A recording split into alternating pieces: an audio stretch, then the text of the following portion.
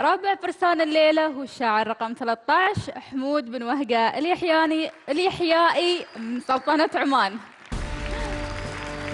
حياك الله يا حمود.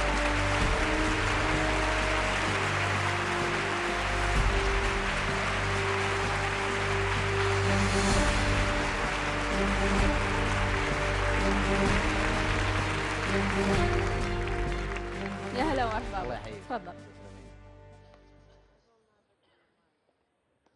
لا تسأليني عن رحيلي وبعدين، أنا صديق الأمتعة والمواني، حتى ولو عمري 23 وصلت للآتي وأنا في مكاني.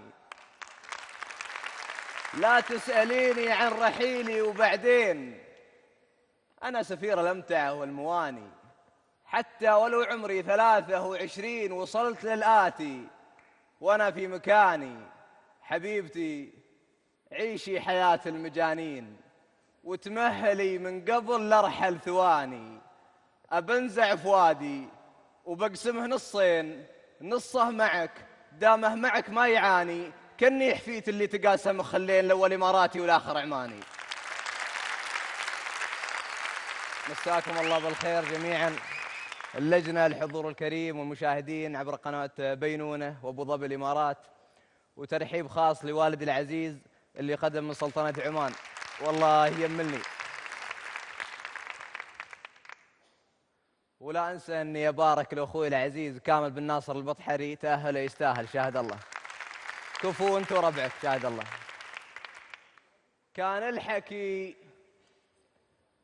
كان الحكي مسجون في كهف جرنان، شق الظلام وشب سنه وسنه، تلاحق بسرب القوافي والأوزان حتى تفرد وانشدوا الغيم عنه.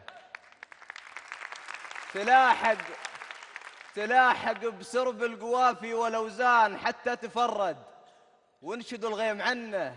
حلمه مدى وعزوم الأجداد جنحان، يكفخ بصوت خيب الرعد ظنه، خلوا جسد عثمان في قبر عثمان، كافي وحوش الألسنة ينهشنه. خلوا جسد عثمان في قبر عثمان، كافي وحوش الألسنة ينهشنه. التاجر بدم الصحابة إلى الآن، من حكموا المصحف بروس لسنه. سم التعصب لا تمكن بالأوطان، يروا على أطلال الأوطان ونه. يا طير يا طير يا طير أمناك من طيش الإنسان، لحنك دفى يا طير أرجوك غنه بعمان طير السلم. يا طير يا طير أمناك من طيش الإنسان، لحنك دفى يا طير أرجوك غنه بعمان طير السلم، يصدح بالأغصان حتى بنادقنا استحن يقنصنه. بعمان طير السلم يصدح بالأغصان حتى بنادقنا استحن يقنصنه. نحشي البنادق ورد ويثور بستان فوق السحاب ونذهل انسن وجنه، لكننا بوجوه الأعداء نيران يا معتدي سيف الخشب لا تسنه. نحشي البنادق ورد ويثور بستان فوق السحاب ونذهل انسن وجنه، لكننا بوجوه الأعداء نيران يا معتدي سيف الخشب لا تسنه. عشنا قبل لا يهتدي مازن اخوان، هل نفترق ونفوسنا مطمئنه؟ حاشا ومن ارسى على عمان سلطان في حكمته ضدين نارا وجنه. عشنا قبل لا يهتدي مازن اخوان، هل نفترق ونفوسنا مطمئنه؟ حاشا ومن أرسى على عمان سلطان في حكمته ضدين نارا وجنة، واللي بذا فتنه حصد ثمر خذلان، ما دام شينات النوايا سقنه. هذه عمان إن كنت ما تعرف عمان، عقولنا ثوب التطرف رمنه. نعانق المسجد بعد صوت الأذان ونسجد إباضية وشيعة وسنة. ما عليكم زود. مشكور يا حمود. ويبدو أنه هذا الموسم سوف نرتوي من الشعر الرائع الجميل. الله يسلمك. هذه قصيدة الحقيقة أنها رائعة. قبل أن أبدأ في التعليق عليها أقول بشكل عام قصيدة رائعة فيها لوحات، فعلا لوحات فنية جميلة، يمكن 4 لوحات أو 5 لوحات. الأولى كانت عن الشعر، وعلى الثانية جاءت عن خلوا جسد عثمان، ابتعدوا عن ما فات، نحن أبناء اليوم، لا تكونوا عبيدا للتعصب. اللي بعدها الصورة الرائعة جدا، هذا الجو العماني اللي انت رسمته، الحقيقة انه يستهوي النفس انها تلمسه او تلامسه او تعيش فيه كما هو موجود. هذا الطيور التي تغني وهذه البنادق المحشوة بالورود، طبعا كلها نحن نفهم ما معناها وما وراء هذه المعاني. وهو سلم في نفس الوقت قائم على القوة، فهو ليس سلم المتخاذلين الضعفاء، وإنما هو سلم الأقوياء الذين يتمتعون في ظل قوتهم بهذا الجمال الفائق الموجود في البلاد. طير السلم أنت سميته، هذا شيء يصدح بالأغصان. الصورة الأخرى التي ذهبت إليها وهي صورة السلام الذي تعيشه عمان حتى قبل أن تدخل في الهداية، من قبل يعني السنين الطويلة والتاريخ الطويل لها في هذا المجال، وكيف انسجم هذا. وكان رد فعل لموقف السلطان نفسه عندما قلت أنت أنه نار وجنة في حكمته ضدين، نار وجنة، هذا كذلك تشبيه جميل للغاية. أما البيت الأخير فهو يعني أشكرك عليه بالذات لما قلت أنت عانق المسجد، يعني كثير من الناس أقول إنه هذا البيت يعني يحتاج إلى شرح كثير جدا، لكن الجمال اللي صورته فيه إنه لما نسمع صوت الأذان ونسجد أباضية وشيعة والسنة، هذا هو السلام الحقيقي والحياة والتعايش. وأحسنت حين سميت القصيدة دعوة للتعايش، وهي هكذا تقول القصيدة. أشكرك جدا على هذا النص. محمود، بيض الله وجهك. القصيدة تتناول قضية جوهرية عانى منها المسلمين ولا يزالون يعانون. التعصب المذهبي اللي ينتج عنه رفض الآخر، هذا فعلا يجب أن لا يكون له أي مكان بيننا. التاجر بدم الصحابة إلى الآن، ما أدق هاي الصياغة الشعرية الواعية يا حمود. ونحشي البنادق ورد ويثور بستان، ما أجمل هذا التصوير أيضا. إبداع يكمل إبداعاتك في باقي الأبيات، وما وجدت انخفاض لشاعريتك في أي جزء من أجزاء القصيدة. ظليت محافظ على الوعي ومحافظ على المستوى الشعري المميز في كل أبيات القصيدة. لم أجد حشو، بل وجدت وعي شعري وبناء محكم للنص بصياغات مميزة. وجدت شاعر يمثل سلطنة عمان خير تمثيل. الله يحفظ إن شاء الله السلطنة وأهلها ويدوم عليكم بالخير إن شاء الله دائما. قصيدة من أجمل القصائد اللي مرت علينا في المسابقة. شكرا لك يا حمود. حمود، لبيت حاج إن شاء الله، أنا وياك جميع إن شاء الله نحج بحملة واحدة بإذن الله. تعالى. حمود بطل أنت اليوم.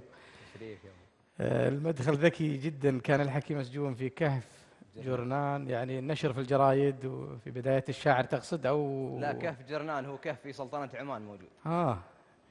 في يعني كان القصيد على المستوى المحلي مثلا، وانطلق، وهذا المسرح يعني أعطاك المتسع لتلتقي في هذا الجمهور.